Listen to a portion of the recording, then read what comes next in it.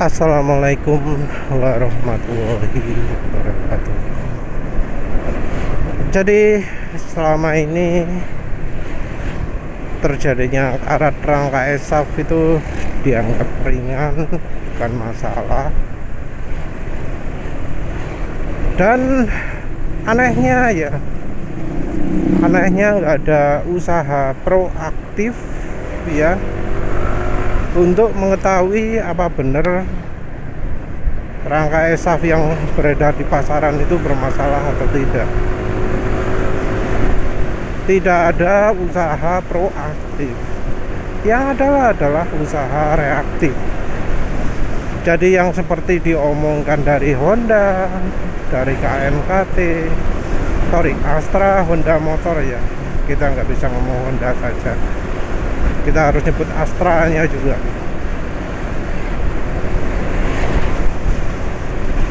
Jadi kan dari kesannya itu yang diselidiki adalah yang kasus-kasus yang ada di online, yang ada terjadi di posting di media sosial.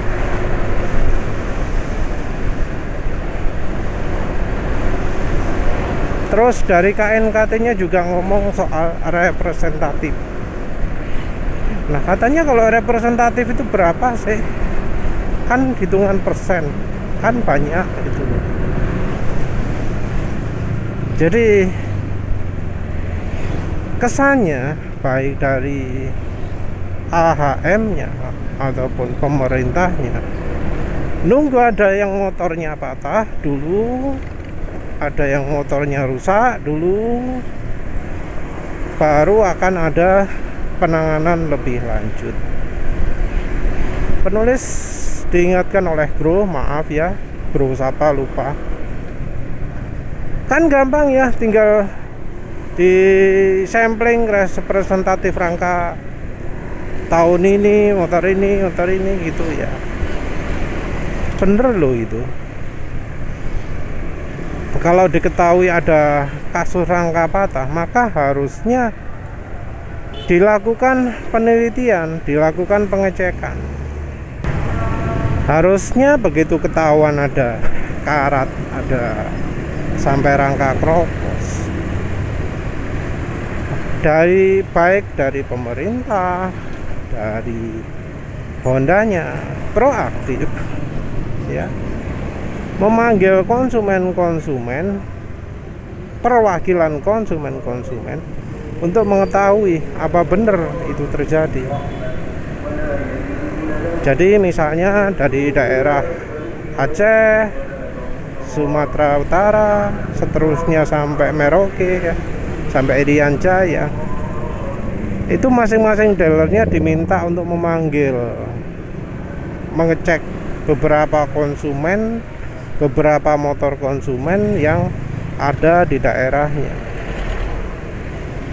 Kan tiap hari mesti ada motor ESAF yang diservis ya. Kan ya sebenarnya bisa toh disempatkan untuk mengecek rangka sesuai dengan keadaan yang tersebar sekarang, yaitu apakah terjadi karat luar, apakah terjadi karat dalam. Kalau karat dalam itu bagaimana caranya.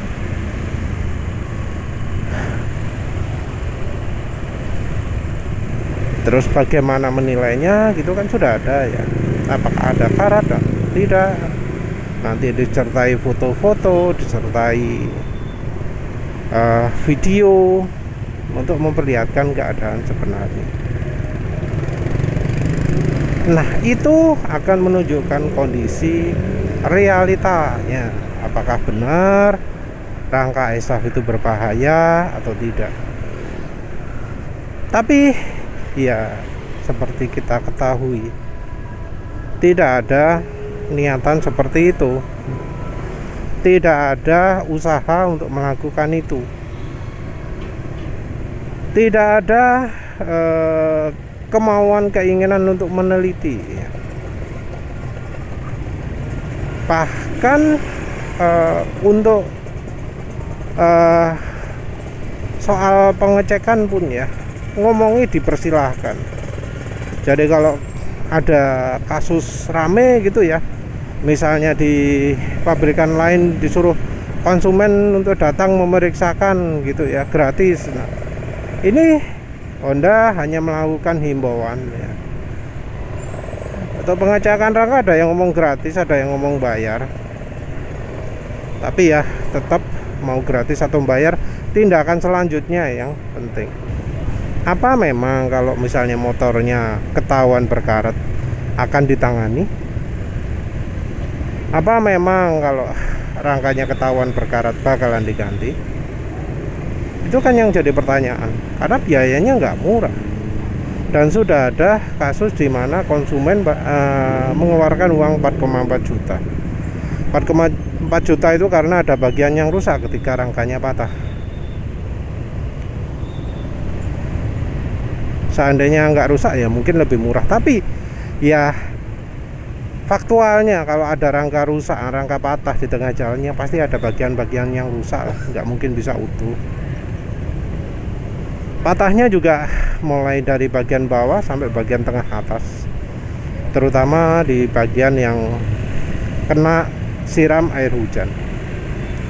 Kalau lihat kasus-kasusnya, kendaraan yang kena karat itu adalah kendaraan yang sering lewat daerah becek, nggak harus hujan, tapi daerah becek. Ya airnya seperti sering penulis jelaskan, sumbernya dari cipratan air ban yang entah mengapa bisa sampai kena rangka. Sesuatu yang bisa dengan mudah sekali dicegah dengan misalnya membuat spakbornya lebih panjang, membuat bagian dek yang menghalangi rangka itu lebih banyak ya, tapi itu tidak terjadi. Faktanya adalah rangkanya kena siraman air, dan yang kena bukan hanya esaf saja ya, yang mengalami rangka patah ya, itu katanya bukan esaf saja, bahkan yang bukan rangka esaf pun patah. Jadi ya kita mungkin baiknya tidak membatasi kasus ini hanya pada rangka esaf. Dari penulis sendiri pun tidak membatasi dari rangka esaf saja.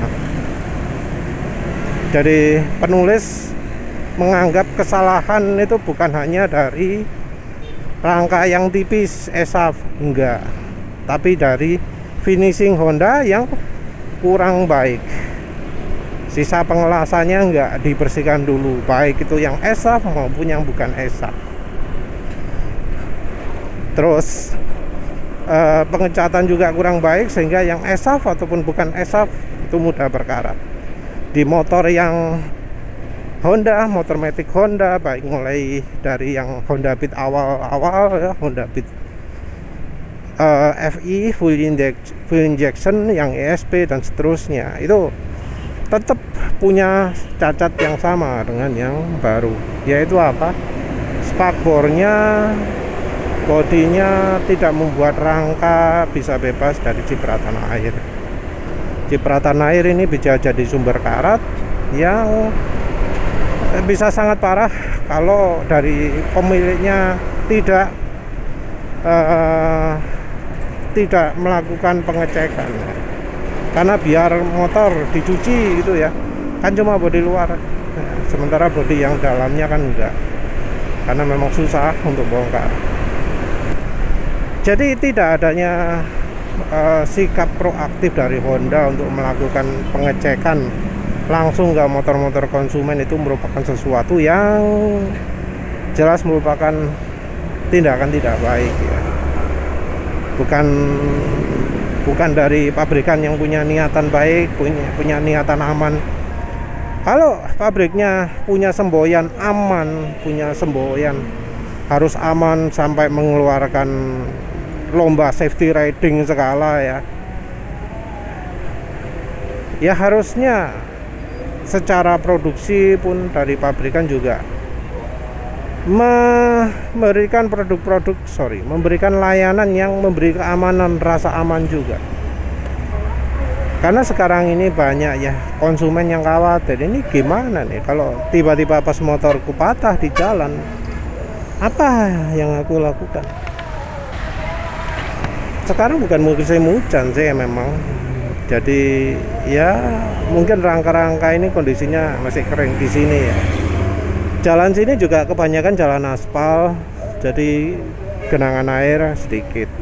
Tapi untuk mereka-mereka yang sering lewat pasar, yang sering lewat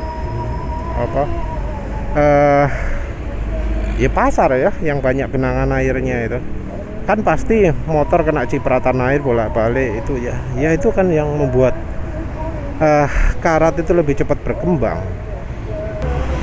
Yang terjadi kan seperti itu. Nah kalau tidak dilakukan pengecekan, ya jadi nggak tahu lah apa fakta sebenarnya.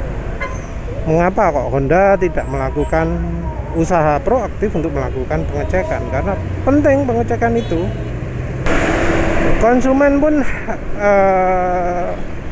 nggak disuruh ya, nggak dipaksa untuk melakukan pengecekan, sehingga masyarakat itu kebanyakan merasa nyantai gitu loh. Oh itu kan cuma kasus per kasus saja, itu kan jarang terjadi gitu ya. Padahal ya namanya rangka itu hubungannya dengan umur pemakaiannya. Kalau misalnya statistiknya itu rangka itu udah mulai keropos di tahun kedua atau tahun ketiga, maka di tahun keempat itu ya harus diwajibkan lah semua konsumen Honda untuk melakukan pengecekan. Jadi dari Hondanya itu wajib memaksa konsumen untuk memeriksakan kendaraannya, jangan dibiarkan saja. Yang sekarang terjadi kan inisiatif datangnya dari konsumen. Mau meriksa atau tidak itu tergantung keputusan konsumen. Padahal dari level bahayanya yang bisa menyebabkan kematian, harusnya rangka ini diperiksakan. Karena sudah ada yang meninggal ya, penulis dengar ada 3 kasus meninggal. Yang terakhir juga ditunjukkan jelas korbannya seperti apa, sehingga ya yang begitu itu tidak layak tayang ya. Videonya ada ngomong ada berdarah gitu ya. Terus dengar juga dari yang profesional menangani rangka patah. Rangka patah ini emang sudah terjadi sudah lama, dan nggak cuma pada Honda saja. Bukan pada ESAP saja, tapi juga yang non ESAP. Nah ini juga harusnya diteliti juga. Harusnya konsumen yang berpotensi mengalami masalah tersebut harus dipaksa untuk memeriksakan motornya. Jadi dari pemerintahnya lah. Mungkin pemerintahnya nggak punya uang, dari pabrikannya malas mengeluarkan uang, tapi paling enggak dari pemerintah, dari Hondanya itu memberikan potensi bahayanya, memberikan ilustrasi gambaran betapa bahayanya kalau rangka itu sudah keropos, sudah karat, sudah sampai struktur rangkanya itu terganggu. Nggak bisa dibiarkan saja gitu ya. Tetap pakai rangka ini sudah tersertifikasi, sudah dijamin aman, sudah memenuhi standar gitu ya. Entah standarnya standar apa, pengujiannya seperti apa kan kita juga nggak dikasih tahu. Tapi ya harusnya ada ya kalau sampling nggak bisa, nggak mau, nggak punya uang, ya maksa lah, himbauan. Dihimbau yang punya motor Honda beneran silakan dah cek, jangan disilakan dok, harus ngecek rangka karena resikonya nyawa. Yang 3 kasus meninggal nanti ya sih nulis kurang jelas detailnya. Di Batam, di Jakarta, sama satu lagi yang terakhir entah di mana ya. Kayaknya di bagian Pulau Sumatera mungkin ya. Tapi yang jelas ada kabar meninggal seperti itu ya harus jadi perhatian lah. kenapa kok kesannya harus nunggu yang terjadi dulu? Mengapa kok tidak proaktif? Mengapa kok tidak dilakukan usaha yang benar-benar serius lah? Banyak kayak yang dilakukan oleh blogger, influencer. Mereka punya motor ESAF, dibongkar di delok ono karate apa enggak. Kenapa kok enggak ya dilakukan seperti itu? Kan namanya investigasi, masih itu berita-berita bohong ya. Ya itu kan bisa dipakai sebagai acuan untuk menyangkal. Kalau yang sekarang terjadi malah sebaliknya kan ya. Banyak orang yang bongkar motor ya wis saonoe, tapi ternyata motornya berkarat. Dan ini nggak ada yang sumber dari resmi, dari pemerintah, dari Honda gitu ya, yang ngasih pembuktian. Misal kalau Honda ingin pembuktian, ini loh ada motor pemakaian 30.000, pemakaian 90.000 km dipakai di daerah sini, kami bongkar, lihat kondisi rangkanya aman gitu kan. Kan bisa toh kalau misalnya ingin melakukan sanggahan. Mengapa kok tidak ada yuk? Kalau misalnya memang ingin membuktikan kemampuan kan harusnya seperti itu. Enggak pamer sertifikasi, ini motor sudah lulus uji sertifikasi. Bukan itu yang ingin didengar. Padahal kalau pemerintah ingin melakukan sesuatu, ingin mengalokasikan dana, itu bisa sampai bikin sakit hati ya. Ada hutan digunduli tapi kok nak hasilnya itu ya. Penulis lihat itu wes duit dibuang-buang tok. Bikin sarana olahraga yang kemudian akhirnya mangkrak, nggak kepake lagi. Pemenang sing jenenge Wisma Atlet tau po iku wis sembuh lah wis. Rasanya untuk melakukan pengecekan motor ke motor konsumen perwakilan itu bukan sesuatu yang sulit ya. Misal cek semua motor yang produksi awal-awal gitu ya, dari beberapa tempat. Untuk daerah misalnya anggap aja Surabaya, Jakarta gitu ya, perwakilan lah wis, gak usah akeh-akeh, anggap aja 100 motor setiap pengecekan 100, jadi total 10 juta untuk biaya membayar servis dealernya. Habis anggap aja dealernya harus dibayari gitu ya, jadi nggak bisa gratis walau itu punya Honda sendiri. Anggap aja bayari dealernya 10 juta untuk 100 motor. Terus dicek juga yang lain-lain yang bukan ESAF juga. Misal contoh 100 motor dari produksi yang sama 2019 misalnya, total cuma 20 juta. Ini skala level nasional ya. Uang 20 juta ya. Paling uang 20 juta itu setara sekali perjalanan ke Australia untuk anggota DPR lah. Sesuatu yang murah untuk level pemerintah. 20 juta itu paling juga sudah sama dengan ongkos sewa hotel kalau mau mengadakan rapat-rapat dewan atau apalah. Uang yang kecil 20 juta itu. Tapi itu pasti akan memberi kenyamanan, memberi rasa kepastian lah untuk konsumen. Tapi ini tentu hanya bila memang rangka ESAF itu betul-betul sesuai klaim, yaitu aman, bebas karat dan macam-macam. Karena bisa jadi dengan melakukan seperti itu, bisa jadi malah ketemu 50% atau bahkan 80% motor yang diperiksa itu mengalami karat. Terus 40% ada bagian rangka yang hancur. terus misal 10% resiko patah. Nah, kalau memang takut terjadi seperti itu, nah jadi wajar ya kalau misalnya pabrikan atau pemerintah takut untuk melakukan inisiatif melakukan penelitian, investigasi seperti itu. Dan ya yang sekarang terjadi itu gak jelas investigasinya pakai model apa, gak jelas bakal seperti apa hasil investigasinya.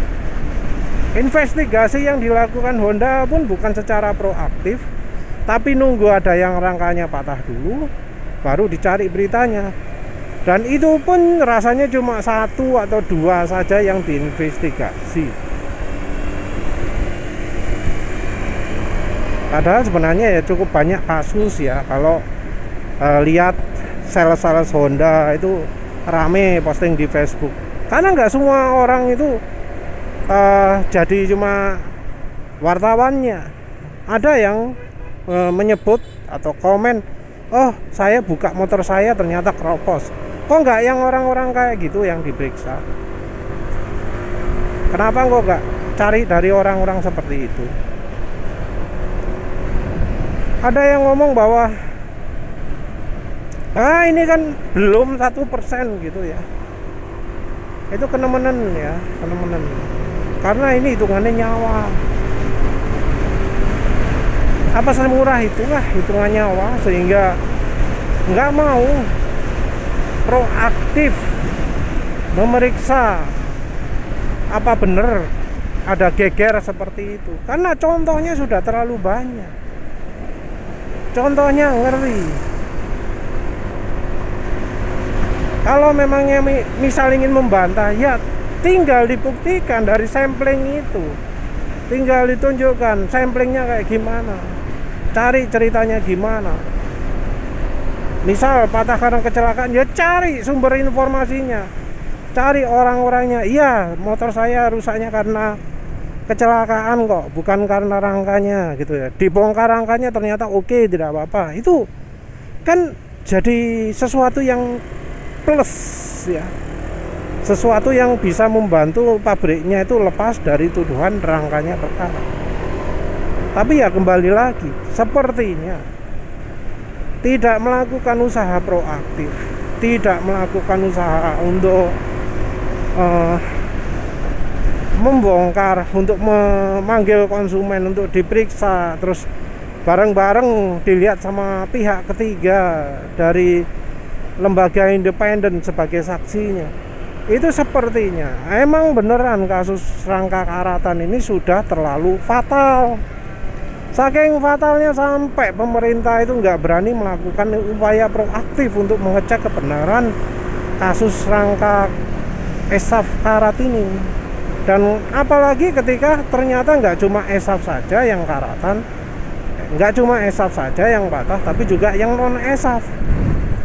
Nah, kalau yang non ESAF pun bermasalah, wah jadi luar sekali ya. Masyarakat sekarang ini masih cuma panik ke yang ESAF saja. Kalau sampai nanti ternyata yang non ESAF itu juga mudah patah gitu, panik semua pemilik motor Honda. Sekarang saja yang harganya motor ESAF itu sudah hancur. Kalau kemudian penyelidikan menemukan bahwa nggak cuma ESAF saja yang ringkih, tapi juga yang non ESAF, pasar bekas motor Honda non ESAF pun hancur. Kalau sudah begitu, wah, nggak karu-karuan respon masyarakat, makin ekstrim lagi.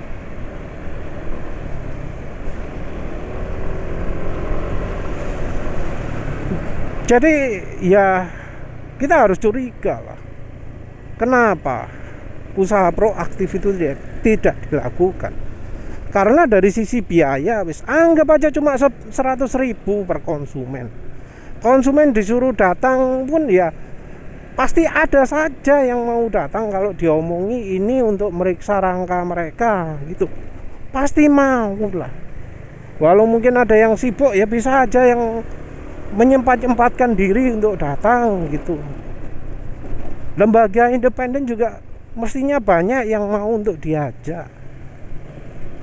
Tapi lah, mengapa tidak dilakukan? Itu ya yang jadi pertanyaan. Ya wes, itu saja. Terima kasih udah menonton. Assalamualaikum warahmatullahi wabarakatuh.